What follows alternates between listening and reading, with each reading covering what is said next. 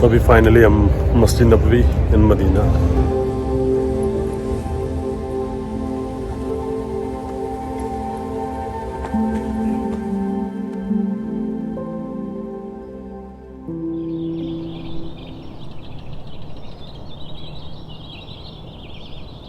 अस्सलाम वालेकुम।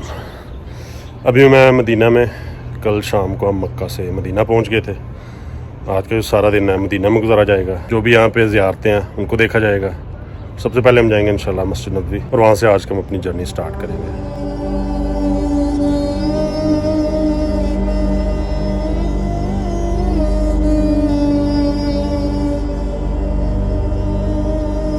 पिछले 2 दिन क्योंकि हम मक्का में फिरते रहे हैं, मैंने एक चीज़ नोटिस की है कि मदीना इन्होंने काफ़ी डेवलप किया हुआ है। वहाँ पे काफ़ी नई बिल्डिंग्स, वहाँ आपको पता ही नहीं चलता कि आप एक हिस्टोरिकल इतने पुराने सिटी में हैं। लेकिन जब आप मदीना में हैं तो यहाँ के जो घर हैं वो ज़्यादा पुराने लग रहे हैं। डेफिनेटली 1400 साल पुराने तो नहीं लग रहे, लेकिन एज़ कम्पेयर टू मक्का ये एक पुराना टाउन लग रहा है।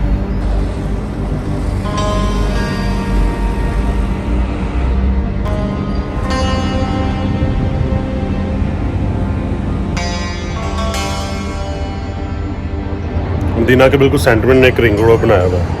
उस रिंग रोड के अंदर वाली साइड पे जितने भी बिल्डिंग्स, जो भी होटल, जो कुछ भी है ना, दैट्स वेरी डेवलप। तो इस जगह आगे आपको बिल्कुल नहीं लगता कि आप एक बहुत पुराने सिटी में हैं। It's totally different than the rest of Medina. और जो मस्जिद नबवी है वो भी इसी जगह पे बनाई हुई है, तो उसी की तरफ हम जा रहे हैं।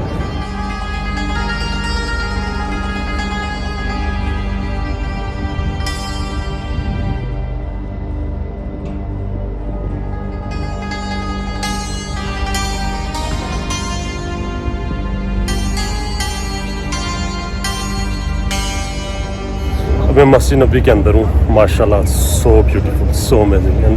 बट मतलब यहाँ पे जो फीलिंग्स है ना वो आप बता नहीं सकते। इस मस्जिद में थोड़ी सी हिस्ट्री है कि जब हज़रत सल्लम मक्का से मदीना हिजरत करके आए थे, जिनकी ऊँटनी थी ना वो इस जगह पे बैठी थी। तब हज़रत सल्लम ने डिसाइड किया था कि यहाँ पे एक मस्जिद बनानी है। तो ये जगह ना 2 यतीम बच्चों की थी। तो उन्होंने ये कोशिश की थी हज़रत सल्लम को एज अ गिफ्ट पेश करने की कि हमसे तोहफ़ा ले लें, यहाँ पर मस्जिद बना लें। लेकिन हज़रत सल्लम ने इनकार कर दिया था क्योंकि 2 यतीम बच्चे थे।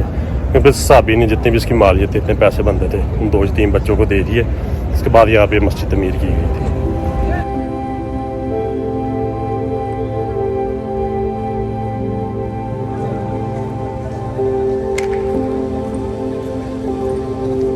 जिस टाइम पे मस्जिद बनाई गई थी ना, इसके 3 दरवाजे थे, बाबुल जबरील, बाबुल रहमत, बाबुल निसार।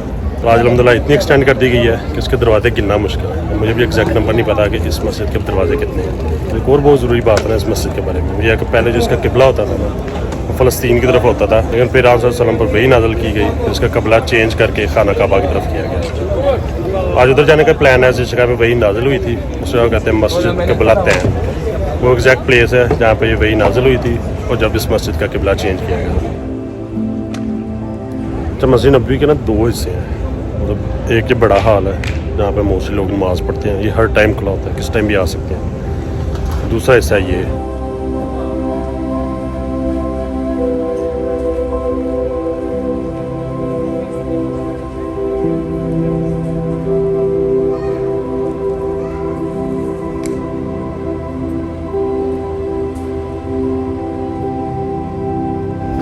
हर टाइम नहीं खुला होता है। मेरे सिर्फ नमाज के टाइम या स्पेसिफिक टाइमिंग में इसको खुला जाता है। और ये वही जगह है जिसके ऊपर इन्होंने एक गुंबद बनाया हुआ है, गुंबद खिज़रा जिसको कहते हैं। इस जगह पे एक्चुअली हज़रत आयशा का घर होता था पहले, और इसी बिल्डिंग के अंदर रोज़ा मुबारक भी है। हज़रत सल्लम, खलीफा अव्वल, हज़रत अबू बकर, हज़रत उमर, उनका जो रोज़ा मुबारक है वो तीनों भी इसी बिल्डिंग के अंदर है। अभी वो अंदर जाकर देखते हैं।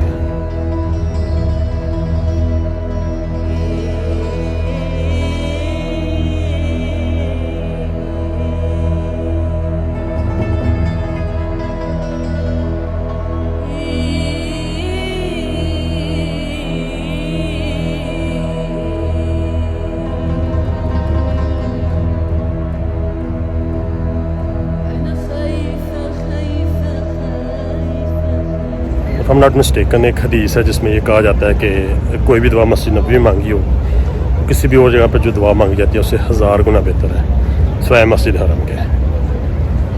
अल्हम्दुलिल्लाह मुझे भी यहाँ पे आने का मौका मिला है। Feel so amazing. अभी यहाँ से निकलते हैं, तो आगे का जो कुछ प्लान्स हैं उसको फॉलो अप करते हैं।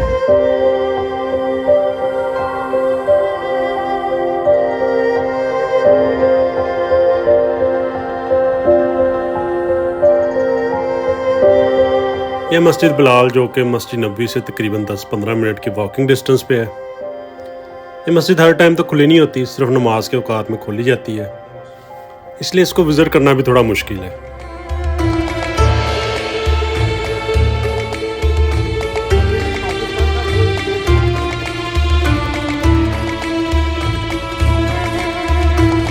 बिलाल मस्जिद में बिल्कुल साथ में ये बिलाल मार्केट भी बनाई हुई है। यहाँ पर ठेले से लगे हुए हैं, मतलब छोटी छोटी दुकानें हैं। जो टूरिस्ट आते हैं जिन्होंने अपने साथ लेके जाने के लिए चीज़ें ख़रीदनी होती हैं, तस्बीह, जान नमाज, खजूरें या कुछ भी और अतर वगैरह, वो सारा कुछ यहाँ से मिल जाता है। मतलब जो तो मार्केट मस्जिद नबी के बिल्कुल सामने है ना, that's very expensive and this quite cheap. तो इस साइड पे आए और आपने शॉपिंग करनी हो देन यू नो।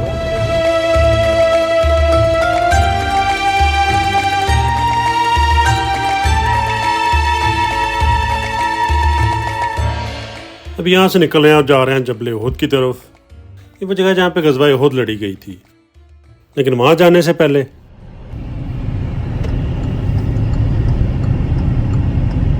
चलिए, मेरे पीछे मस्जिद आपको नज़र आ रही है, इसको कहते हैं मस्जिद क़िबलतैन, मतलब दो किबला वाली मस्जिद। इसकी वजह यह है कि जो पहले किबला होता था जिस तरफ हम नमाज़ पढ़ते हैं, वो फ़लस्तीन में जेरूसलम सिटी का नेम है, आई ऑलवेज फॉरगेट। उसकी तरफ हम अपना रुख करके नमाज़ पढ़ते थे। लेकिन फिर आज़म पे वही नाज़िल हुई है कि अपने किबले का रुख चेंज करके खाना काबा की तरफ करो, मक्का की तरफ। उस टाइम से नमाज हम खाना काबा की तरफ देख के पढ़ते हैं, उसकी तरफ रुख करके पढ़ते हैं। और ये एग्जैक्ट पॉइंट है, यहाँ पे वही नाज़िल हुई थी, इसलिए इस जगह पर इन्होंने ये मस्जिद तमीर की हुई है निशानी के तौर पर। उस मस्जिद को नाम भी यही दिया हुआ है, दो किबलों वाली मस्जिद। यार बहुत प्यारी खजूरें हैं। अच्छा, दूर से मुझे जामनू लग रहे थे। हाँ, मैं बड़ा खुश, मैं जामनू में लगे। लेकिन ये जामनू जैसी हैं, बड़ी बड़ी, तो बहुत अच्छे वाले। वाह, होगी इतनी मच्छी खा रहे हैं 3 दिन से, तो खजूरें तो होगी खाएंगे। अमेजिंग। अब यहाँ से निकलते हैं अपनी अगली डेस्टिनेशन की तरफ। टाइम कम है, जगह ज़्यादा है, टाइम ज़ाया किए बगैर अगली डेस्टिनेशन की तरफ।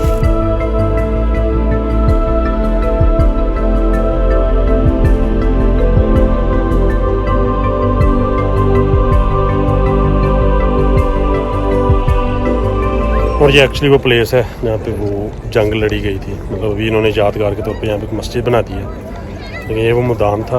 ये पीछे आपको पहाड़ नज़र आ रहा है, इस पहाड़ के ऊपर 50 सहाबा को आज़म सल्लल्लाहु अलैहि वसल्लम खड़ा किया था तीरों के साथ, तो उन्होंने दुश्मनों के साथ लड़ना है और अपनी जगह नहीं छोड़नी। कहीं जब जंग हो रही थी, मुसलमानों को लग रहा था कि वो जीत चुके हैं, लेकिन मिसअंडरस्टैंडिंग थी।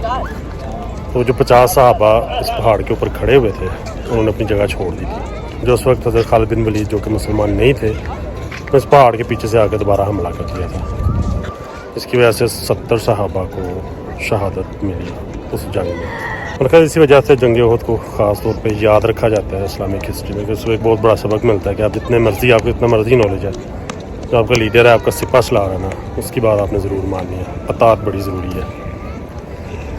बस तब तक मैंने तकरीबन 30-35 मुल्क देख लिए हैं, बहुत सी जगह, बहुत सी सिटीज़ भी देखे हैं, लेकिन मेरे ख्याल से ये पहली वाहिद जगह है जहाँ के आके ना दिल उदास होता है। वैसे खुशी होती है किसी नई जगह जाके, कोई भी नई जगह विज़िट करने में, यहाँ आकर थोड़ा डाउन फील करता है बंदा उस हिस्ट्री को देखते हुए, और ये सोचते हुए कि यार उस वक्त मुसलमानों पे कितने जुल्म होते हैं, कितनी उन्हें स्ट्रगल करनी पड़ती थी सर्वाइवल के लिए।